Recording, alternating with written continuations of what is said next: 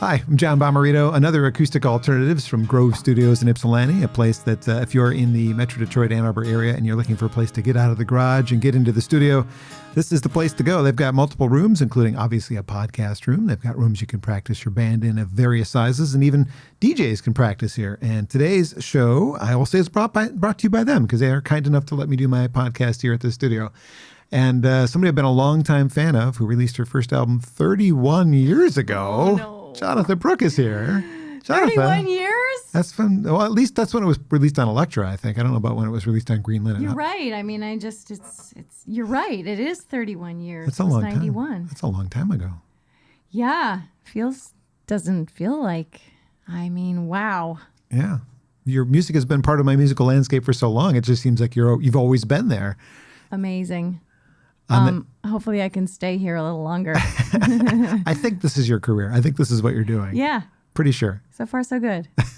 On the 1995 album, which I thought was excellent, Plum, you declared in the song Made of Gold, "You will remember my name." And I certainly would, as I've been a fan of yours since, well, I didn't discover the first album. It was the second album when I was hearing So Much Mine on WDET, and that's where I became a fan. So I'm glad to have you as part of today's podcast. And before we get into talking about a younger version of you, would you like to start with a song? Sure. What's it going to be? This is a song called Better After All, and this is on a record called Back in the Circus.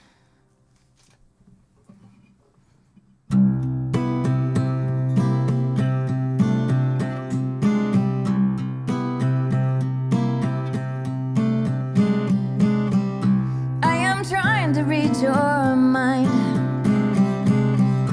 We have stopped to smell the roses. I am trying not to lose mine. The roses on my mind. You are going to break my heart. I can see it in your eyes, and I can feel it when the rain starts falling with my heart. I will watch the rain fall harder. I will stay and you will go. I won't beg and I won't barter. I won't say that I told you so. No, no, no, no.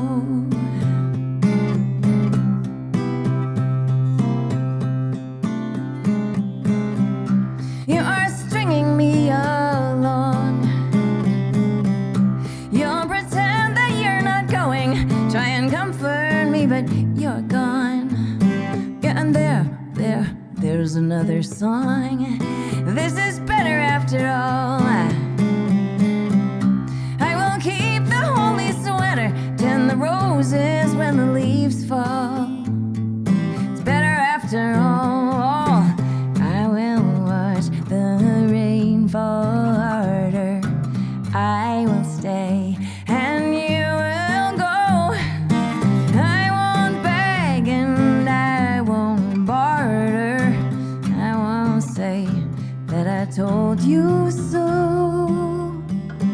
No, no, no, no, no, no. 'Cause I am trying to read your mind. You are going to break my heart. You are stringing me along. And this is better after all. Yeah, yeah, yeah. This is better after all. It's better after all. Jonatha Brooke is my guest today on Acoustic Alternatives, Better After All, from Back in the Circus, going back in time for that one. And speaking of going back in time, let's go back to young you, like Boston. Is that where you grew up? I grew up in Boston, yeah. Yeah. What was it like growing up there for you? It was pretty idyllic, I have to say. My favorite part, though, was when we moved to London. So What? That doesn't, yeah, when I was 6, we moved to London, and it was a very explosive, awesome, fabulous time. We spent about 2.5 years in London, and I came back very changed, I think. So I was, that's where I discovered ballet. I became a hardcore dancer. I started speaking French, and I just loved the whole atmosphere in London. So I came back and kind of went hardcore into dancing and studying French, and music came in somewhere. But music was kind of late. Like, it wasn't until I was 13 that I begged my father for a guitar. And it was mostly because I was obsessed with my camp counselor, Mindy Jostin, who you might remember from touring with John Mellencamp and the Hooters. Incredible multi-instrumentalist, singer, songwriter. And she was my camp counselor. Camp counselor, apparently. And I was so obsessed with her. Like, she could sing anything and play anything. And she had this pistachio green bikini that I just was, You anyway, wanted one. Yeah. I wanted to be Mindy Jostin. So I got a guitar for Christmas. Do you keep in touch with her at all? She passed away a few years ago. Yeah. Really, really sad, really young. But until then, yes. I didn't know you spoke French, but it makes sense because on the deluxe edition from Europe of Steady Pull, there's some French stuff on there. Yeah, I'm passably good. I have an accent that can fool some of the people some of the time, and then if I get deep into a conversation, I'm lacking in vocabulary. But I can play along for a pretty good 10 minutes. So did you do dance and music at the same time for a while in your life, or did one take over? Yeah, well, it was simultaneous for a while. I didn't start writing songs till college, actually. Really? So I was in the rock band in 8th grade. I was in the college choir. I was in the a cappella group. I had a top 40 band. But it wasn't until sophomore year of college that I actually started composing and writing. And that was the sort of light bulb moment. But I had always identified as a dancer. So even after college, I got a degree in English, but I went back to dancing and touring on the weekends with my friend Jennifer, who was my partner in the band The Story. Mm-hmm. And it really came down to this juggling act of like gigs on the weekend in, folky basements in New England with Jennifer, and rehearsing with 4 dance companies in Boston, and nannying and cleaning houses and somehow, making the rent. But it was like the end of the 80s, like 1990, we got this record deal. And that was kind of the clincher when I quit dancing and Jennifer and I went on the road, basically. And nannying gave me the song that I started my relationship with your music with, right? So Much Mine. That's from your nannying experience. From my nannying. Such a great story. You've told that story live many times, and it's like, every time I hear the song, I always remember you talking about it on stage in those early days. Yeah, it's a deep one, and I'm so lucky that I got to kind of channel that mom energy. I don't have kids of my own, but it's kind of a deep dive into that mother-daughter conversation. It's a great song still. Every time I hear it, it hits me. So thank you. That's a sign of a good thing. Then at some point, the scene was local because you were playing coffee houses and basements, but then you got signed to a larger label, and now you're going across the country. Yeah. Were you guys doing that as headliners or openers initially? Initially, we were openers, and actually Ann Arbor was one of the very first places that we kind of got a little foothold, and it was because of the ARC and their generosity, and also there was an agency here that took us on, the Fleming Tamulevich agency. And so they were able, because they had so many great singer-songwriter artists on their roster, they were able to put me and Jennifer opening for John Gorka and Patty Larkin and Chris Smither. And it was really great training. I think we really cut our teeth on that folk circuit in the early years. When we had some tour support, and we had beautiful record recording budgets, but it's the touring where you really kind of figure out who you are. And you connect with your fans. I mean, in the kind of music that you play, I mean, if you were playing to stadiums, you would never know the faces of your fans. You wouldn't remember me. Yeah. Well, no, you probably I'll always remember you. I don't know about that, but I mean, just in general, the kind of music that you're doing connects with people in a different way then nothing against Taylor Swift, but she doesn't know most of her fans, right? Yeah, there's an intimacy to what we traveling songsters do. Well, the traveling did well, the records did well, and then at one point the label said, we don't need Jonatha anymore. 3 different points. 3 different. Well, the last point was the MCA. Was that with Plum, right? Is that? Yeah. Or no, 10 Cent Wings. 10 Cent Wings. 10 Cent Wings was the last major label debacle, yeah. And then you went on your own. Then I went indie, yeah. It's like, screw this. I can do a better job than you all. And why is it Bad Dog? I know you're a dog fan, but...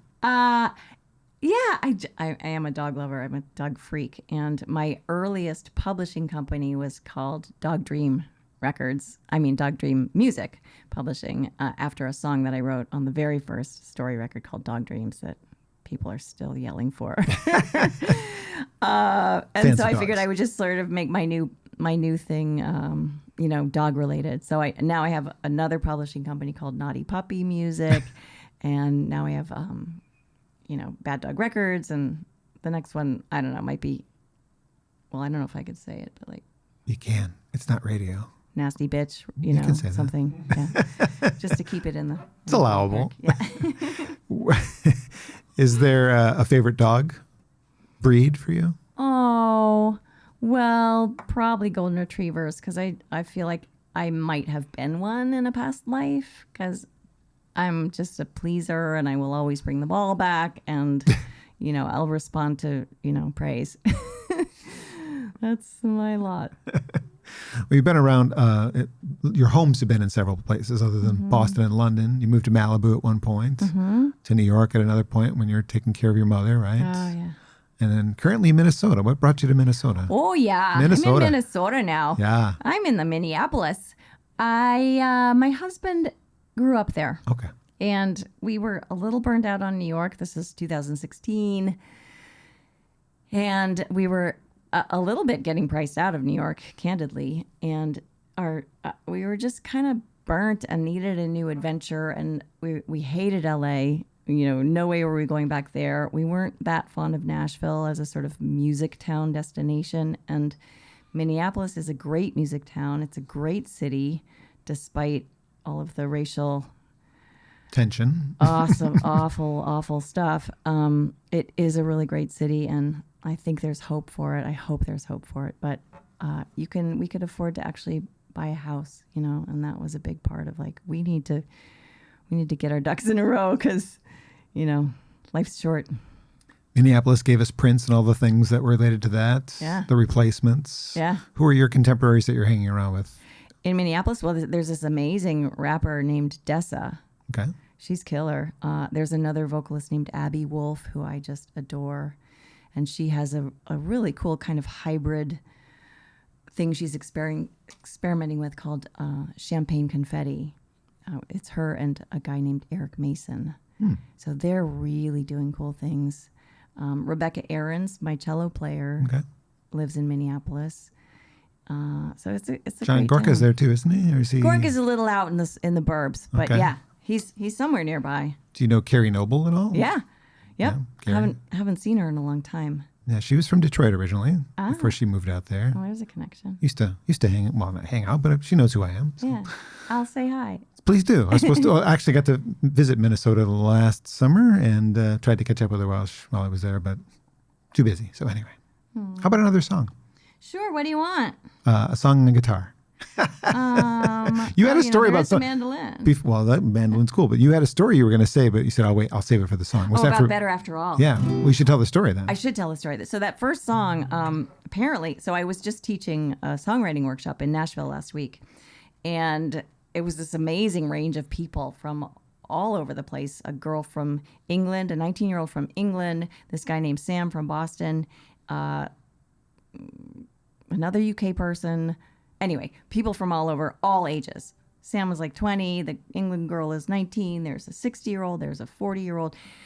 Really, really cool bunch. And it turned out they all started sharing this really intense, amazing stuff about their lives. And apparently for Sam, this song was kind of a mantra, saved him kind of song. He was homeless on the streets in Boston. And something about this song, he just kept playing it over and over and over again, and somehow got sober.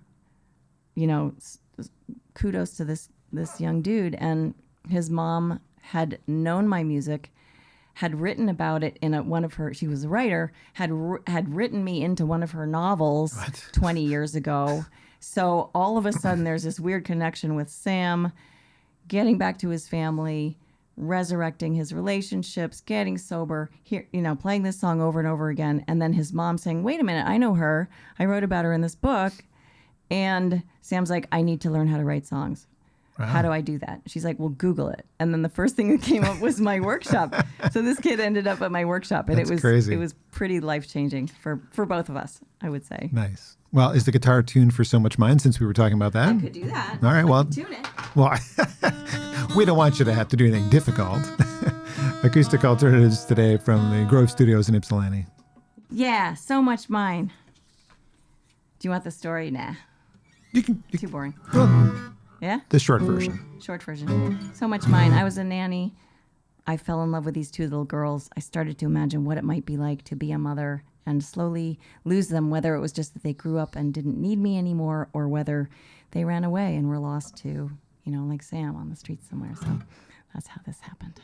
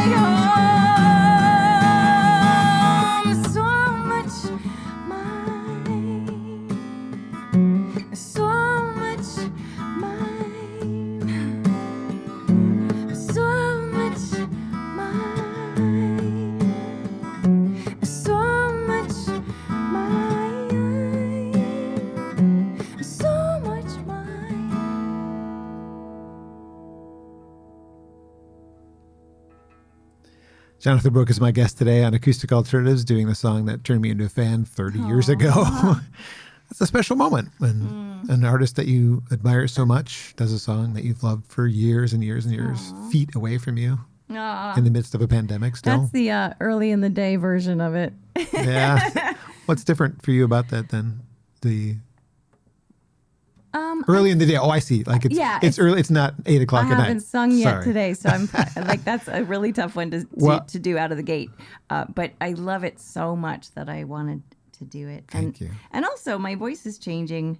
I think I'm liking one of the things about getting older that I do like is this sort of lower register that feels more powerful and more experienced, and it has more gravitas to it when I sing. I was paying attention to the big notes and thinking, God, she can still hit those big notes. I mean, I missed one, but that's no, okay. but I mean, Who's counting? As people get older, it is a lot harder for them to sing the songs that they wrote when they were younger because they're hitting different registers. So yeah. So far, I have not changed any keys. So we'll call me next year. Okay, love to. Well, I figure if you I just actually learned how to practice. All these years later. All these years later, I'm finally actually warming up my voice, before gigs. There you go. Well, over the years, you've written a lot of great songs. Is there a lyric that you're the most proud of in your catalog? I mean, that's a big catalog to pick from, but something that when you wrote it, you're like, yes. Well, So Much Mine was one of those gift songs where, I had that phrase, so much mine, and I didn't quite know what it meant yet. I just thought, oh, that's a cool little catchy thing, but it could have meant anything, right? But then as I started telling the story of the mother and the daughter, I thought, wow, that's what that means. It's love, it's loss, it's despair, it's hope, it's just that current that we share. So that's one I'm proud of. Lyrically, there's a song called Twilight that I'm super proud of, the lyrics. I just love, in the chorus I say, I love you, not perfectly, not well, but I love you. And I'm leaving soon, so fare thee well. I love you, so let that be the story that you tell. So that's one I'm proud of. Because I Told You So has some good lyrics. I don't know, it's funny because as I'm revisiting my catalog, as I sort of put together songs for each tour, or I'm putting songs together for this cello trio thing that I'm doing recently, and I'm making these cello charts. So I'm revisiting some different songs that I maybe haven't done in a while, and I'm rediscovering them in this great way, like excavating treasure. I just read, because I like to read about music and who's doing what, I just read that Jewel wrote 200 songs for her new album that she pared down to however many is on this record. Well, quit it. I know. How many songs did you ever have written for a record? That's crazy. I know it is. I've only ever had like 1 or 2 extra. If I finish a song, it's a keeper. There you go. I'm not going to write 200 songs to get 12. What a waste of time. So you've had records. All due respect, Jewel. No, she's not listening. Have there been records that you've cut songs off of, though? And what happens to those songs? Do they get resurface? There's only one song that never got repurposed, and it was called Halfway From Here, and I think it was supposed to be on 10 Cent Wings. And I think we arranged it, and we added strings to it, and then it just was like, this doesn't really fit, and it's not my favorite song anyway. But literally, if I finish a song, it's for a good reason, and I'm not going to waste it.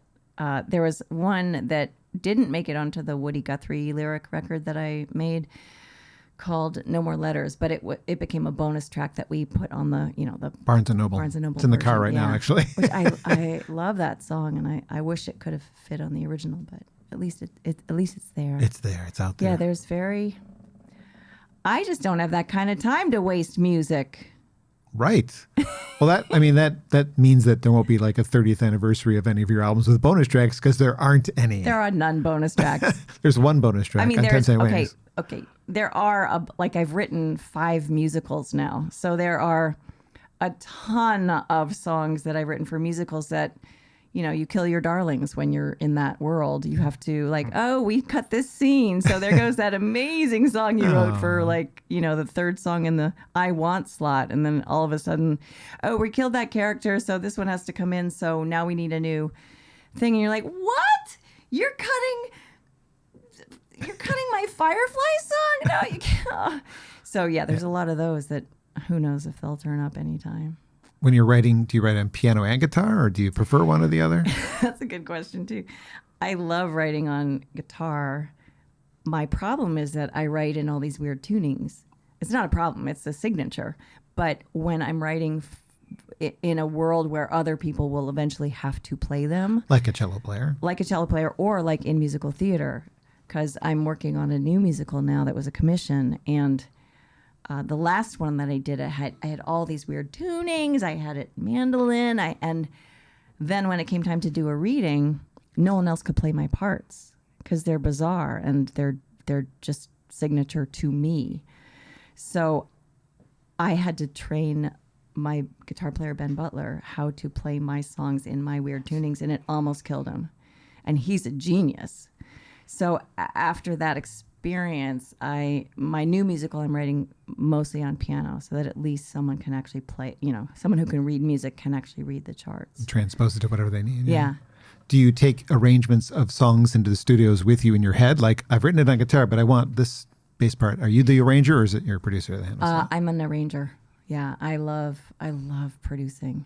Cool. I love making up parts. I love being really bossy and telling people what to play, what to sing. I love the studio. It's just a candy land. Are you self-taught? I am self-taught. Guitar and everything? Yep, everything. That's why the tunings are unusual. Yeah, it was sort of by default. Standard tuning was super boring and super hard to play. I hate bar chords. Why do that when you can have a rich... Oh, that's standard. See how boring that is? Oh. You can't jam on that. So why would you bother? Like you could have a beautiful rich chord where you still wouldn't have to use your left hand, but you could make a gorgeous sound without working so hard.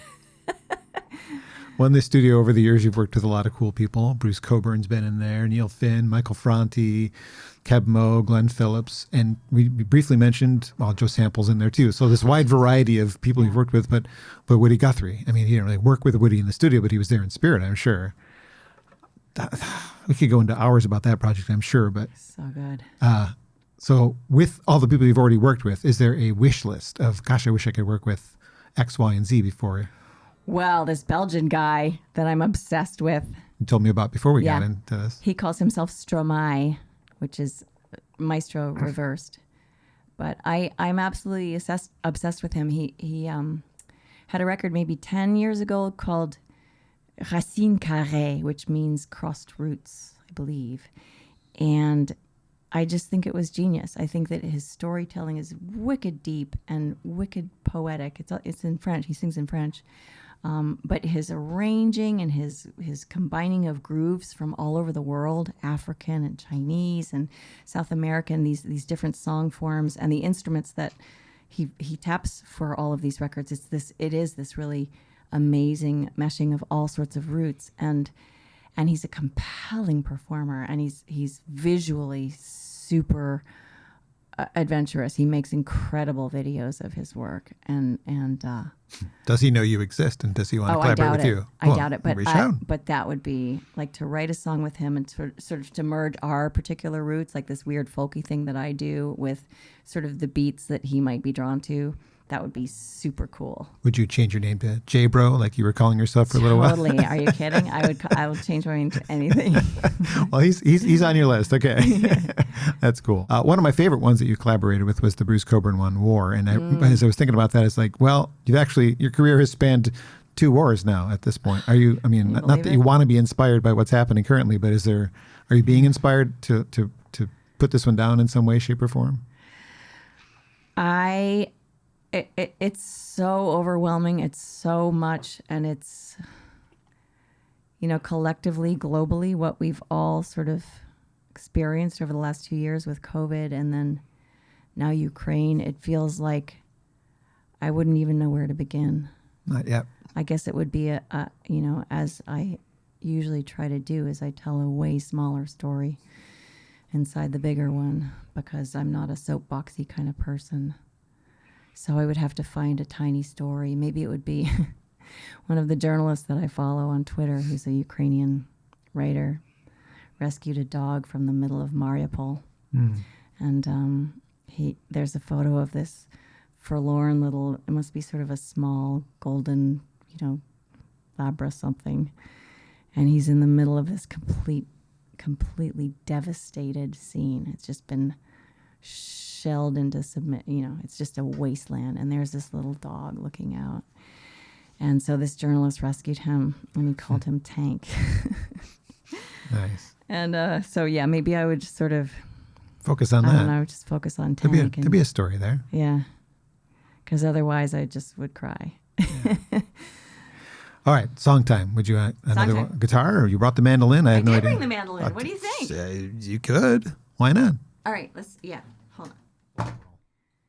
What song would you like to do on mandolin? This is called Imposter. Nice, from the album of the same name, EP. Yes, EP. album of the same name. And I wrote this really about myself. I was really thinking about imposter syndrome and how I struggle with that, and everyone that I actually respect struggles with it, which is such a relief, right? But whenever I tour in Europe, they think it's about Trump. The emperor with no clothes, but I cast myself as the emperor with no clothes.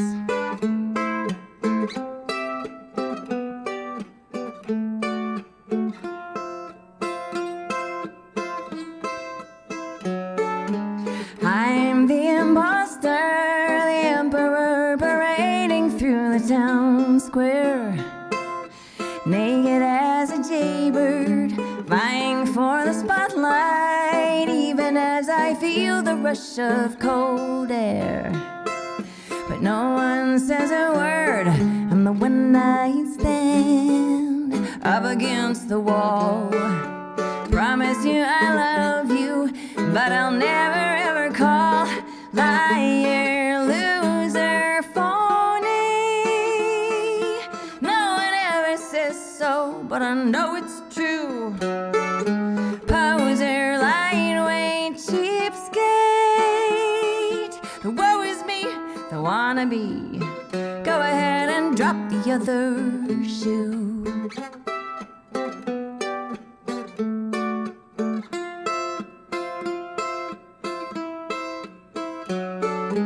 Runs in the family. I come from a long line of pretenders, naked just like me, keeping up the pretense, dodging our reflection so we don't see what everyone else sees. Liar, loser, phony. No one ever says so, but I know it's true. Poser, lightweight, cheapskate. Woe is me, the wannabe. Someone better muster up the truth. Why am I the only one who's tired of pretend? My very own best saboteur. Coming clean has such a lure.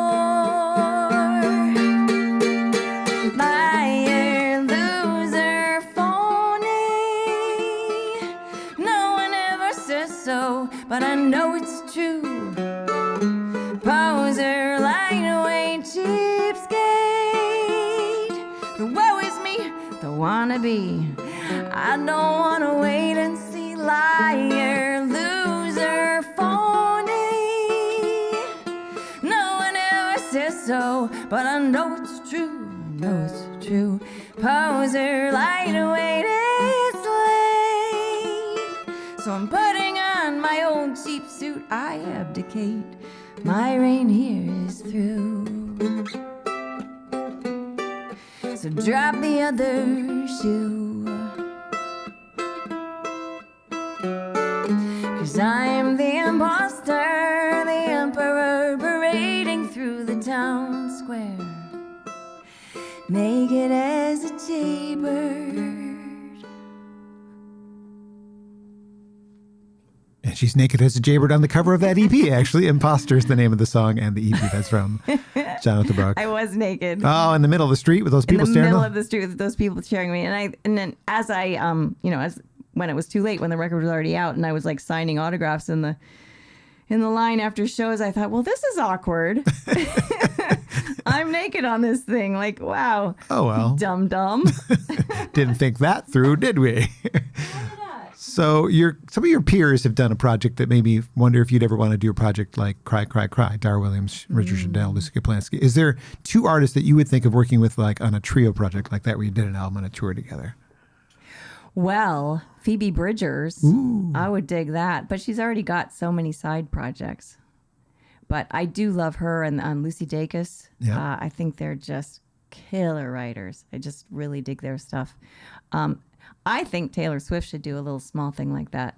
You know, 3 chicks in harmony, and I'd be up for that. Yeah. Well, Richard Shindell wasn't a chick, so you'd have to add a guy in there somewhere. You do need a guy. Sean Driscoll, my guitar player, is a killer singer. There you go. So I would bring him because he can sing higher than me. Who else would I do? That's a pretty cool trio right there. Yeah. Well, Joe Laurie, who tours with me sometimes, I would bring her too. Could it be 5 people? Sure, why not? Because then we could do like really dissonant harmonies. I could do that. What about if you were in charge of curating a Lilith fair? You just named 2 people you'd probably put on there with Lucy and Phoebe. Like your own version of Lilith fair, the J-Bro Festival or something. I don't know, whatever. The J-Bro Festival. I bring the Indigo Girls because I just love them so much and they've become friends. Probably, Phoebe and Lucy. Would have to be chicks. Yeah. Lilith fair was. It was all chicks. Yeah. I'd bring Ingrid, who used to sing with me. Yeah. She's an incredible writer. Remember Ingrid, yeah. And no one really knew that. But what a great writer. Gosh, I'm blanking on all the girls that are out there doing great stuff. Jonatha Brooke is one. Well, I'd be headlining. Well, you have a relatively new album, Sweetwater I do. Sessions, recorded at Sweetwater, because that's That's not far from here, is it? No, it's Chicago, isn't it?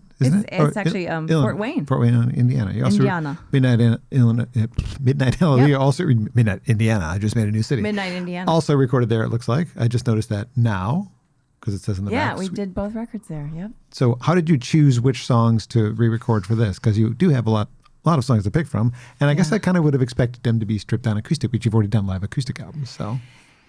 It was tough. It is a retrospective. So first of all, I wanted to pick some songs that I feel that have evolved a lot over the years that might warrant, approaching with this older perspective and this older voice, like Angel in the House.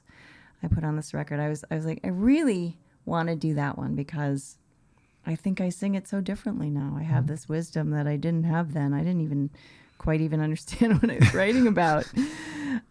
So that one, and I think we did Full-Fledged Strangers, which I was never happy with the original of that on Plum. So we did that. Mm-hmm. Twilight is just one of the songs I'm so proud of, and I actually repurposed it for one of my musicals I'm working on. Cool. But I wanted to reapproach that and give it a little more breath and strip it down a little more than it was on the original.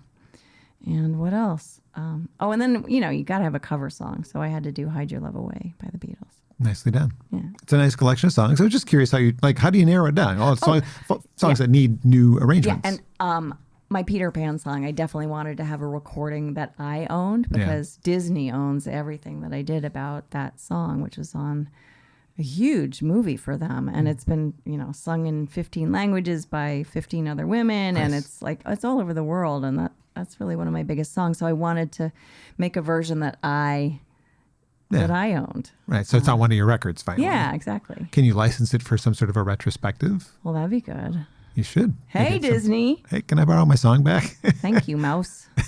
I'm glad something like that is in your back catalog. Yeah. Something that probably generates a occasional check in the mail. Once in a while, Disney saves my life. Yep. That's awesome. Once in a while. Because, having been in it so long, you kind of, at this point, because I've been in the music industry when CDs were brand new. Like I was working in a record store when we got the very first CDs. And like you, I've kind of watched it go from there to, can't make a living selling music anymore, can we? No, not one bit. That's why everyone's out here touring. Right. If you can tour, you got to tour. And I try to convince people that you got to go to the tour because if you don't, then they're not going to be able to make new music. Because if you're not buying their albums and you're not paying them to perform for you, you're going to lose them. They're going to have to go bag groceries. And I think it still is a disconnect. People don't understand that. I do. do very much. You do, yeah. Because I have lots of friends who are musicians, and I care about their livelihoods and their well-being. So I do what I can to make sure that it happens. Thank you. Yeah, I think a lot of people I know are just, you know what, I can't make it work anymore. I got to go back to school, or I got to do it, plan B. I know a few people who gave up. Yeah. Did the Kitchen COVID concerts, did you charge for those? I watched a few, but I don't remember ever paying you. They were free, but I did.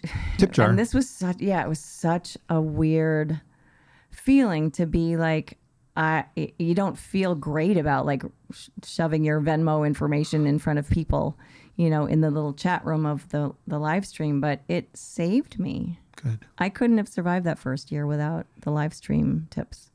It was amazing. Yeah, you had to do something. I mean, Yeah. I turned to this. It wasn't really a money generator, but it saved my soul because I was missing what I was doing before I lost my radio job. Yeah. So, Besides that, it was soul saving Right. for sure. well, you've done a lot of different things since then as well. I noticed there's Jonatha the model recently.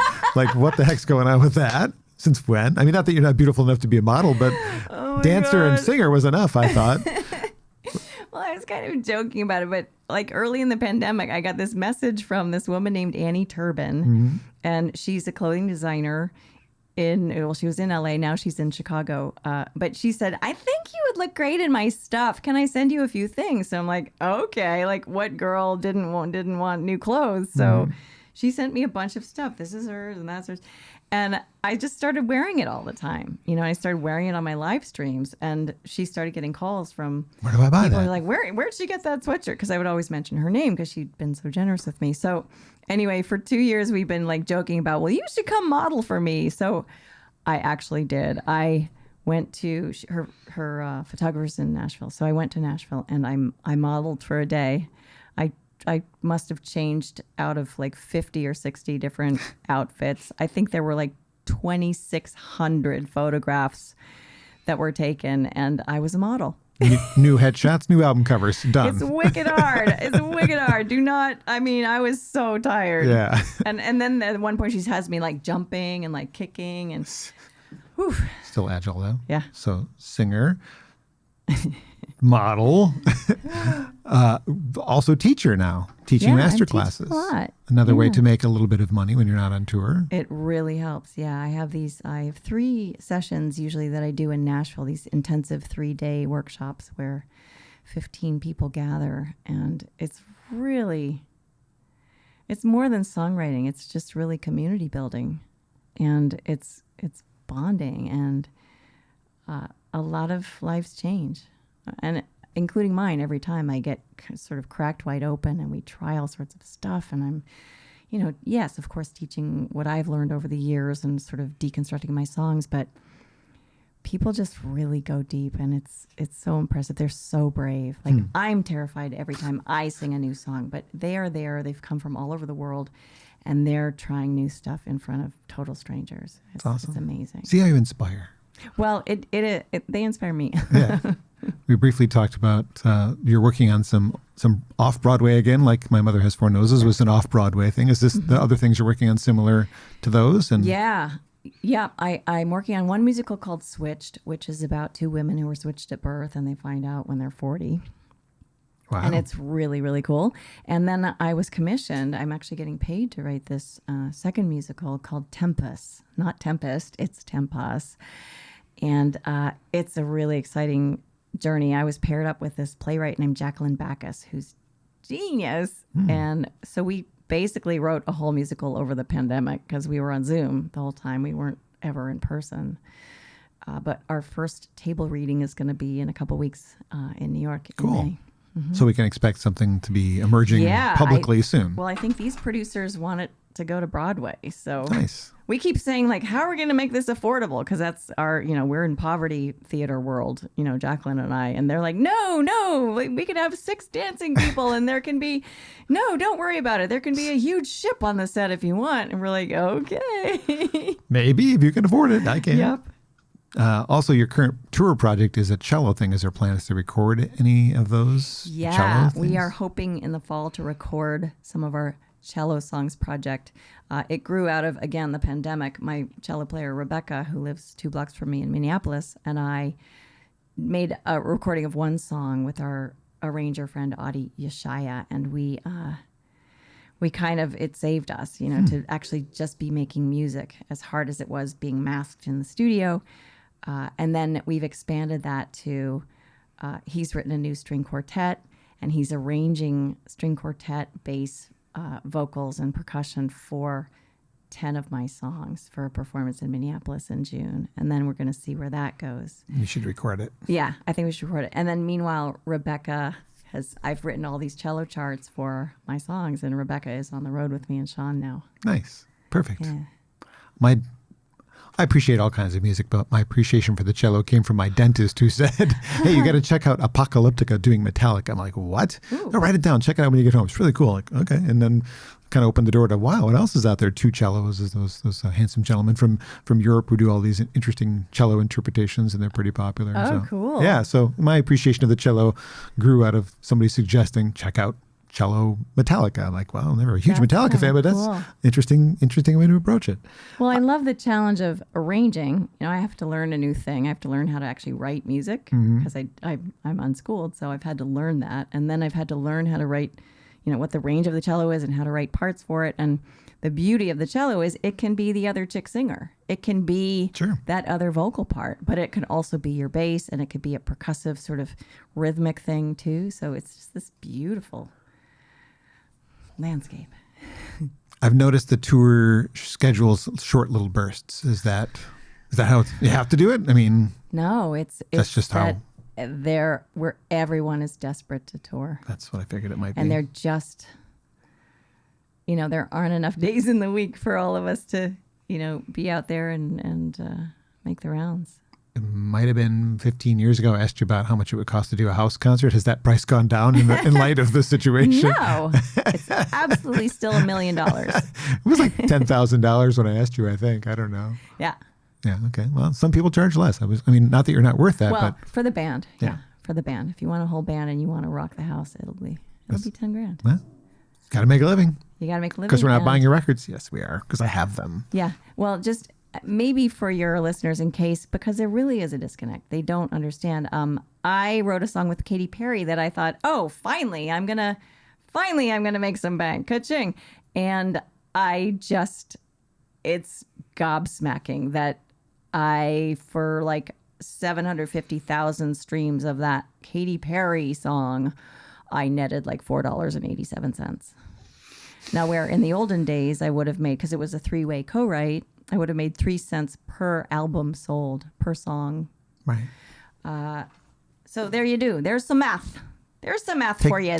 Take that into consideration. Take that into consideration and go buy a ticket. Jonatha Brooke is my guest today on Acoustic Alternatives, and she's got one more in an alternate tuning that she's going to do before my final question. Because I Told You So was one of those gift songs that kind of descends on you. I had this idea of, I love cliches because often they can mean way more than they originally mean. And this one was particular to that. Because I Told You So is something that your mom said your whole life. But what if it were you and a lover just battling it out and say, why can't you believe me? I swear I love you. Why do you need more than me just telling you that I do? And so it grew out of that. And it was very intense to sing, to write, to record. I was recording with my husband, amazing producer, Alain Mallet, who produced 10 Cent Wings, the record that it's on. And it felt like we didn't really know what I was writing. Like so many of the songs on that record, people would say like, wow, are you guys okay? Because there's some dark stuff, this among them. And we'd be like, oh no, we're fine. And this kind of was the song about our marriage. And so there.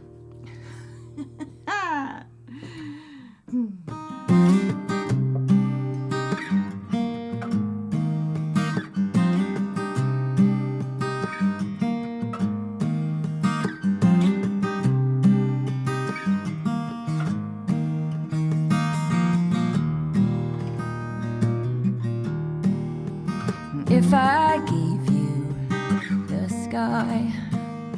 And if I laid down my life, would you believe me then? And if I promised to change, and if I carried the blame, would you believe me then? Could you see it like me and believe what I see?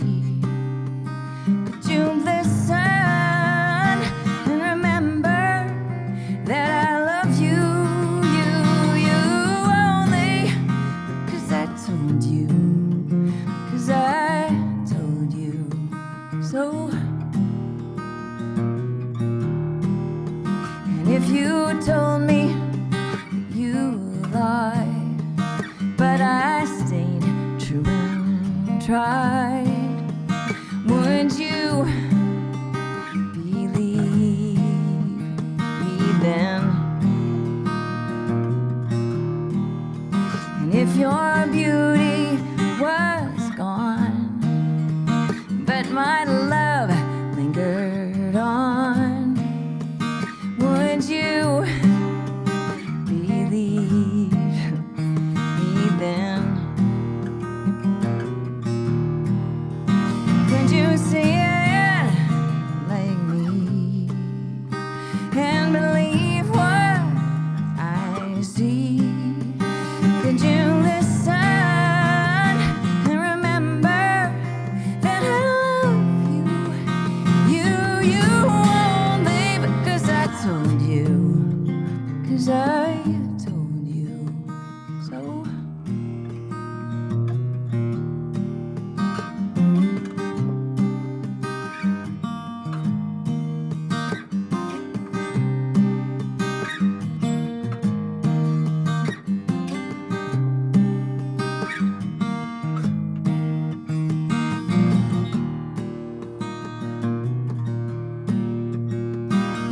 You take the wheel for now,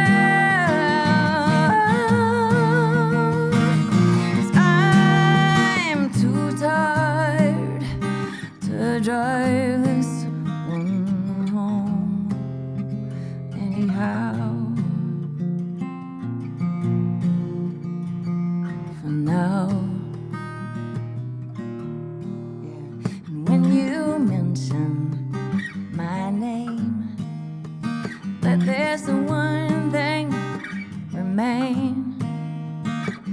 My love, believe me now.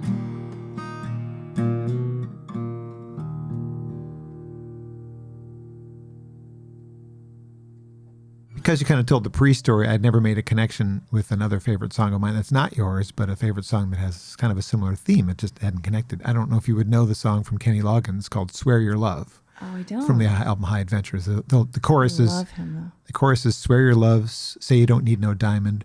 If some piece of paper is keeping us together, I ain't buying it." Oh, wow. It's sort of a parallel between the. Isn't it enough just to say? Yeah, isn't it enough? Isn't it? Wow, jeez, what a powerful song. Thank you. Thank you for being here. I have to say, maybe I've said this to you before, but in the years of my household that we've been together, of the artists that I've brought into all of them pretty much, music that I bring into the household, there are very, very few that are requested. Can you please play some? Can you pull out the CD from? Jonatha Brooke, it comes up, and Chris Cornell is another one. But Oh, wow, I yeah. mean, there's two opposite ends there. She also thank wanted to you. know if Hogan's Heroes is really one of your favorite TV shows. I think it just fit the rhyme I thought scheme. so. Yeah. All right. So the thing I noticed, and the final question, I guess, is from your recent post about your upcoming show in Chicago, you had play in all capital letters. And it made me realize you probably consider this more playing than work, don't you? So what's your take on what you do for a living? Is Yeah, it I work? hate to say it, but I would do it anyway. Yeah.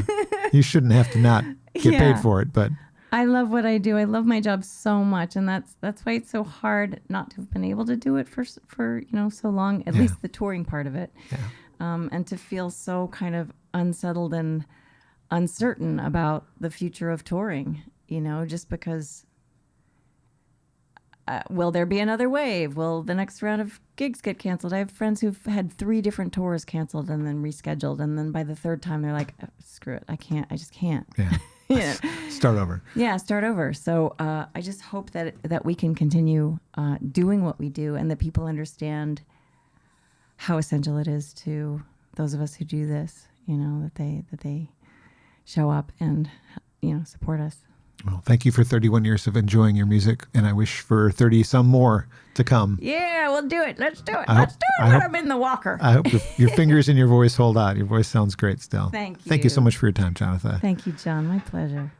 Acoustic Alternatives from Grove Studios in Ypsilanti. Please look them up if you're in the area and you're looking for a place for your band or your podcast or your DJ skills to practice. They're an excellent choice for you. They've been very kind to me, and they'll be awfully kind to you. And thank you to Jonatha for being kind as well. The latest album is called The Sweetwater Sessions, available on your website, simply jonathabrooke.com. Simple as that. Simple as that.